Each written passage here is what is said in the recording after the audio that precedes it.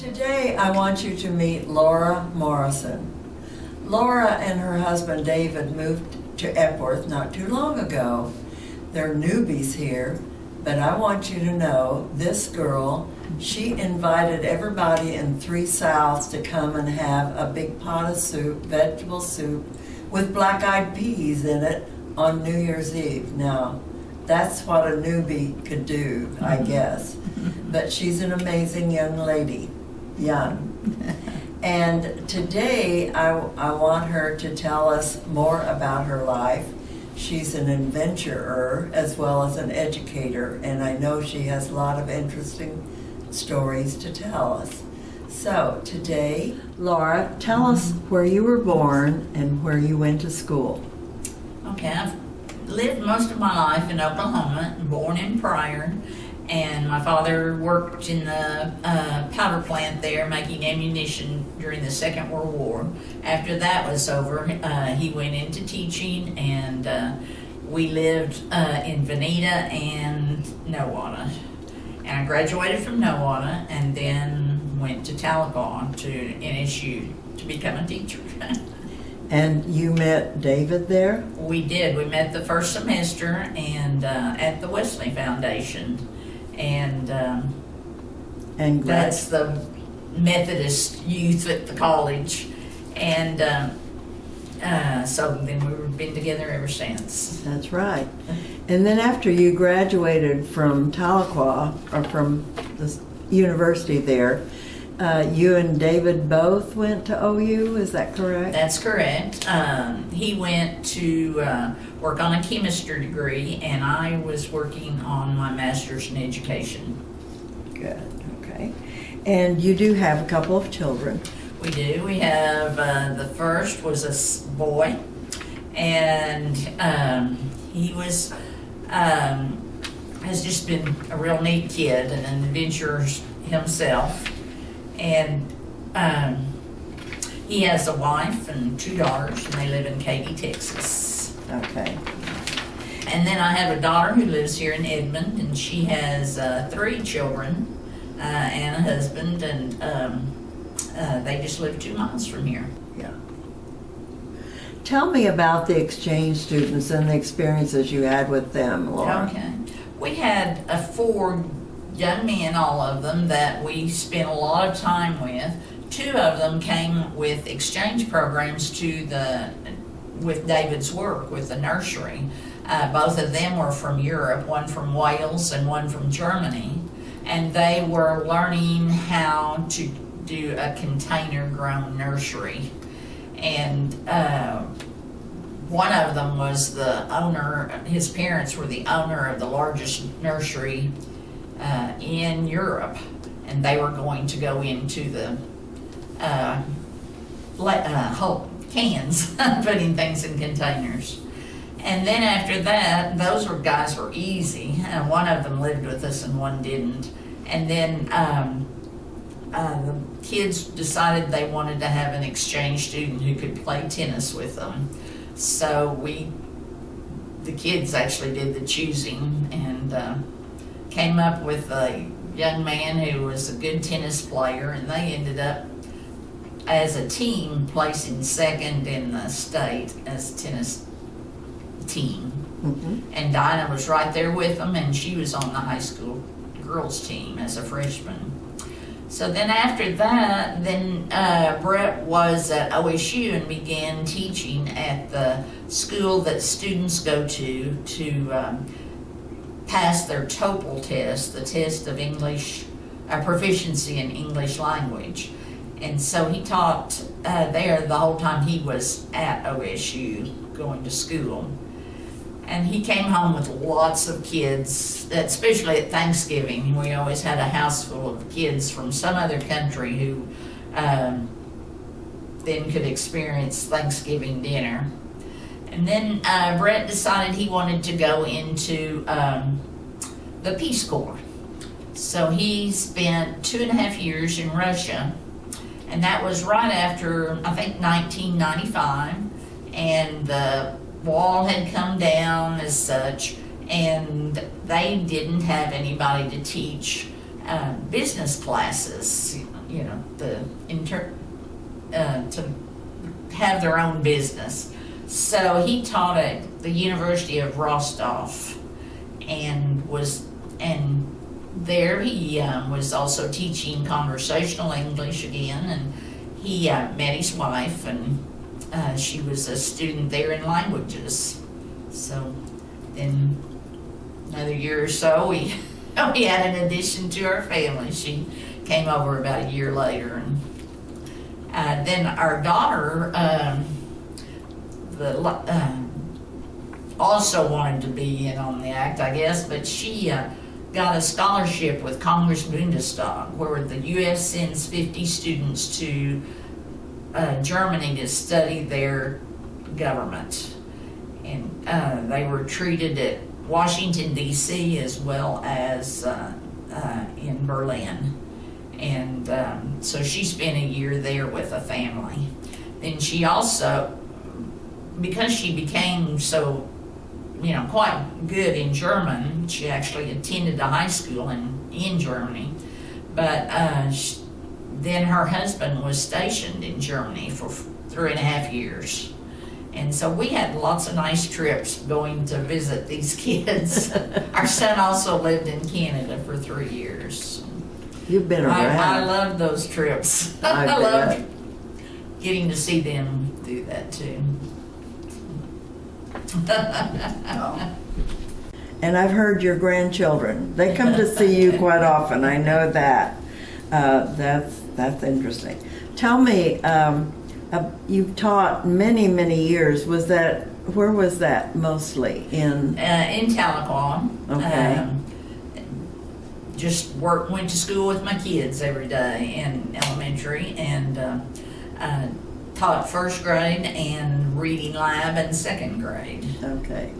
And I think you told me there were a couple of times where you taught elsewhere when David went to California or whatever. But Yes, I just taught 1 year in California and 2 years in Texas. But basically, you're a Tahlequah. Taught Tahlequah 31 teacher. years. Yes. Well, you've had some interesting hobbies, that hiking, kayaking, all kinds of things. But tell me about this trip that you all took to South America. Okay. We went to the Galapagos Islands, and we had a very nice guide that was a science teacher in the public school, and then summers he did this. So he was a really interesting guide for us. And then we went into the jungle of the Amazonias. We visited an elementary school there that had just very few students, and it was open air, no books, no erasers, no computers, certainly no electricity, and I was kind of taken back by that. But then we went into Peru to the Machu Picchu, and loved that. That was my favorite part. I think the others liked the other part of it more for the science. Right. And tell me about this tea. I was fascinated by a tea they fixed for you. I've had a lot of people say, "Oh, how did you do at the altitude?" Because it does get Cusco is quite high, and but once we hiked everywhere, and had gotten in shape to go, of course, but the altitude will still hold you back. And what they had at the hotel was cocoa tea, and they would have it to serve to us every day when we got back from our adventures. And they said it just opened up your bronchia tubes, and none of us had any trouble at all with that. That's fascinating. I would like to know more about that tea, I think. One of the daring things, I think, and what I admire in you, many things, but the 2 trips to the Grand Canyon. Okay. I always wanted to do the Grand Canyon, and David, he likes still some luxuries along the way, but he goes and likes to do some things. But an opportunity came with 2 of my friends, and to hike from the north to the south. And we took 5 days and just explored the Grand Canyon with hiking. And then the other trip was after we had retired, and we went with friends on that one down the rafting down the Grand Canyon. Of course, we had a tour guide then, and who would handle the raft for us and the cooking. That's good. We went from not Page, but Lee's Ferry down to about 200 miles down, and then helicoptered out. Did you get wet? Oh, yes. Oh, yes. First day I thought I really wanted to be on the front of that boat.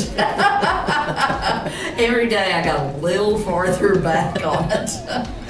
Well, you talked about kayaking too, and I didn't understand class 3. What does that mean? You're a kayaker. Well, first off, we just saw a group of kayakers when we were in Ireland down. We were up on a cliff and they were down below and they were just bobbing. And I looked at that and I thought, I could do that. And so then it became a mission to see what we could do. And we were into it. We had our own kayaks, so we could go at different times if we wanted to. And, you know, we kayaked for a year or two, and different people encouraged us to go on to whitewater school. And we went to recreational school first, and they were just excellent instructors. And so we did a lot on the Buffalo River, the Current River, Jack's Fork, over in Missouri and Arkansas. And sometimes when the water, you know, you had more water coming down the stream, it could get up through the class 3. I was not real comfortable with the harder class 3, but 1 being the easiest, 2 being the most fun, and 3 you really had to work at it. Okay. And you're also quite a hiker. You talked about a 110-mile hike that you took. We all, as well as the Grand Canyon from north to south, we did the Sierras from east to west. And we went in about where the redbird forests are and came out at Lone Pine over in the desert. And I think that ended up about 115 miles over 10 days. So it was quite a hike. You are quite a hiker. And then we did the Buffalo River Trail from beginning to end. But it doesn't have the altitude gain and things like the others do. You told me that you loved the Albuquerque Balloon Fest. Do you want to tell us a little about that? We went with a few people and stayed right there on the grounds in campers. And they took us over to the Balloon Fest whenever we wanted to and picked us up. And we went on the weekend that it had the cleverest balloons, the Darth Vader and the Tweety Pie and that. And I don't know, it's really unique, and I enjoyed it. I would have liked to have gone back, but we only made that once. And you said on your bucket list there's another trip you'd like to take. oh, I've always thought Iceland would be nice, and And it I'm would sure be. there, if I thought about it, I could come up with a whole lot more. No. What do you consider your greatest achievement in life so far? I've been, enjoyed my kids and doing things with them. I enjoy the grandkids. They're just a joy to be around. I think that's their greatest contribution to my life is those grandkids. That's great. You also mentioned something about the gardens in Boston. Was that something? Well, we were in Boston. That was a kind of a unique thing. We were at a convention that coincided with the 4th of July on the bicentennial. And they had the city so nice. So that was a nursery convention. And the Queen came in and went to church at the Old North Church. The tall sailing ships came in that week. they just had event after event for us to go to. That was nice. And the botanical gardens were there. You toured those, right? Uh-huh. Okay. That's with the nursery. You have to go to every garden you can get. Yes. Do you just came back from Tahlequah and listened to a former student, I understand. Can you Yes. tell us about that? Well, he was a student who his family was talented and encouraged him along the way. He went to OCU here in Oklahoma City and then he wanted to make it on Broadway.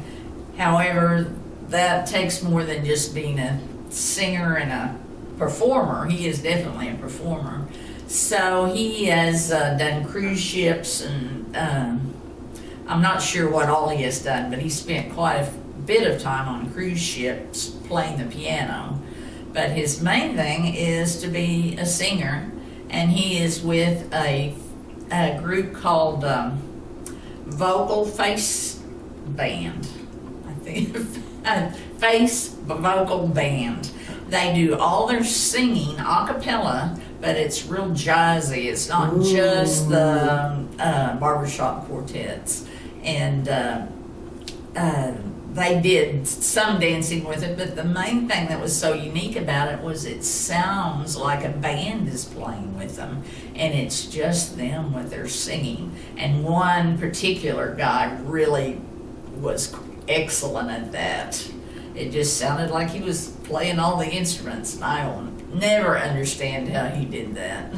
That had to be a thrill It to was, see. yes, and they're performing 3 or 4 times a week now, and internationally as well as nationally. So. Of all the money that I had, I spent it in good company,